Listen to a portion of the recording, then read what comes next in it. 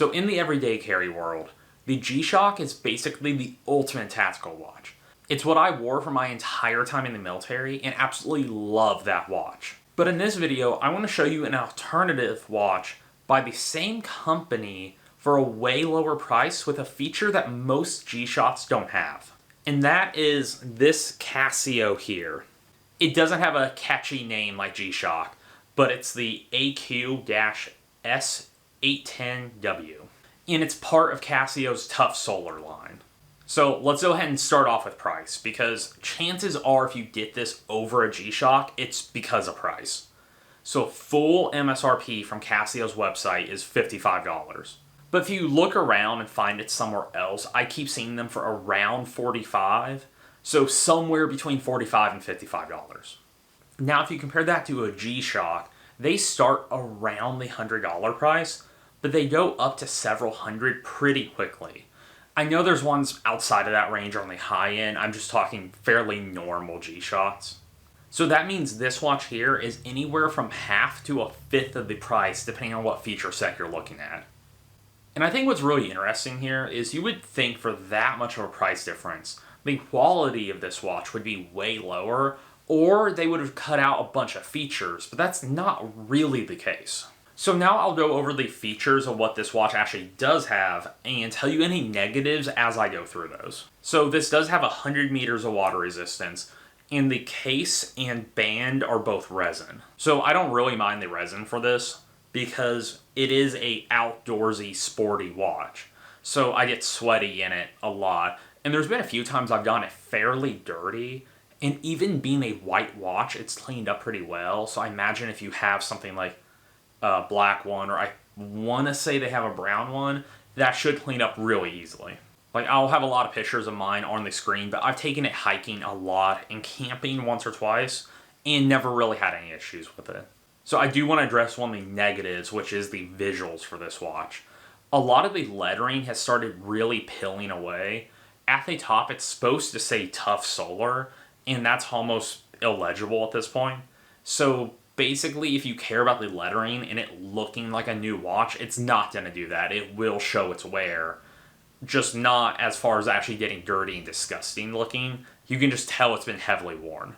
Possibly the most used feature of this watch for me is it does have a world timer, meaning you can set your home time. You can tell it basically what time zone you're in, and then change time zones as you go. I've had a job where I fly about every other week to a totally different city. So this is really nice, just so I don't have to reset the time. I can just adjust to whatever time zone I'm in. It does have a countdown and a stopwatch feature. I surprisingly don't use these very often. I know they're one of the more popular features on watches, and I'm sure a lot of people use them a ton, so they are in there, even though I haven't used them a ton, like I said. So it does have an alarm feature, and you can set 5 different alarms. So I've only played around with this once or twice for the alarm feature. I've used the G-Shock one a ton though, and they seem pretty identical. So the reason I would use the G-Shock alarm was basically only military training. We weren't allowed to have our cell phones. Not that everybody didn't, but I didn't like wasting the battery because we didn't have an awesome way to recharge it. So for Lume, the 9, 3, and 12, and then there's like a mark at the bottom, those all show up really well, and so do the hours and minute hands. But the hour markers aren't illuminated. So let's say you know it's 10 o'clock. You can look and pretty much tell, okay, it looks like it's 10:18. But if you don't actually know exactly which hour it is, it can be kind of hard to tell if it's not one of those big milestone markers. So that's not awesome as far as illumination goes. So the way they try to get around this is there is an LED light built into it. And it also has a digital readout. So if you use the LED light, theoretically you should be able to read this. What I found is if I'm actually outside and it's really dark out, it is pretty hard to read still. Like, don't get me wrong, if you sit there you can read it, but typically I have to turn the light on like 2 or 3 times, sometimes 4, just kind of squinting, pressing that light, trying to read it. It's not great if you're trying to use it at night. So with that LED light, you can change it to be on for 1.5 seconds or double it and make it 3 seconds. I think the 1.5 seconds is impossible to read. I don't like that setting at all. I'm sure there's some high-speed tactical application where you cut down your visibility by only having it on for a second and a half. I think it just makes it useless personally, so I don't really like that feature, but maybe if you have better vision than I do, it's not as bad. Or if you're just in a lower light environment where you just want a little bit of assistance with it and not totally in the dark, it's more helpful. At least for me, I got a bright white watch. It's not for tactical applications. I just wish it was a brighter light. So this watch also has a digital perpetual calendar, which I really like. Basically what that means is it can track the year, month, day, hour, and it understands leap years. So you never actually have to reset the time. On some watches, if it ends up being a leap year, you actually have to go back and reset the date because it will mess it up. This one, you don't have to worry about that. I know that seems like a pretty minor feature, but once you get a pretty sizable watch collection, it's kind of annoying when you do have that leap year that you have to go back and reset all of your watches. So I think for being a digital watch, that's kind of a nice touch. It's just one less thing you have to deal with. Between that and the world time, it really is a pretty low maintenance watch. Another minor note, since we have been talking about it compared to the G-Shock, it does let you do a 12 or 24 hour time, which is really helpful if you're in a career where you need the 24-hour clock. So one thing I don't like about this watch is when you're setting up the time and date, the format is just a little bit weird. Like it takes you a second to figure out what you're looking at.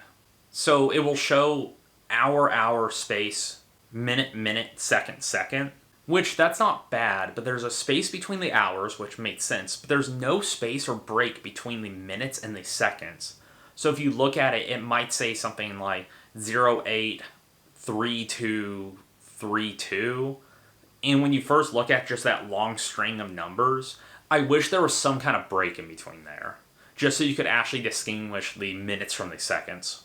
And what's probably a little more weird is when you look at the month setting, it will show month, month, space, date, date, second, second. So if the date's 8-1, it will show 08 space 110, which is fine. Like, I can obviously figure out what it says. Just whenever I'm flipping through between these, because you don't have that break between the second, it always throws me off a little bit. Occasionally, things will just line up where I'll see 08 space like 1954 or something, and it looks like a actual year date. So, not horrible, I just wish there was something to break it up. So I was looking online to see if there's a way to like flip this format around, and I did see other people complaining about it too, so that's not just me being really nitpicky here. I mean, it is, but other people are being nitpicky too. Alright, so for the big feature that actually makes this watch special is going to be the solar functionality. So there are solar-powered G-Shocks, which at that point are basically just better than this watch in every way. But you'll be paying a premium on top of the G-Shock price to actually get a G-Shock with solar. The very, very bottom line for a solar G-Shock is $150. But the ones that I personally like, as far as just style and feature set, are closer to that $300 mark. And remember, this watch was $45 to $55. So what Casio calls this is their Tough Solar feature. So how does that actually work? Well, it can charge from natural or fluorescent lights, so you don't have to be outside. So the actual face of the watch here is a tiny little solar panel. Normally solar panels have to be huge to actually do anything, but watches are super efficient with how they run. So it can actually charge just from that tiny little solar panel.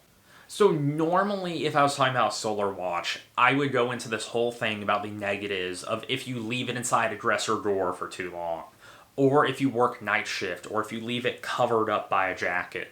But Casio largely got rid of this problem.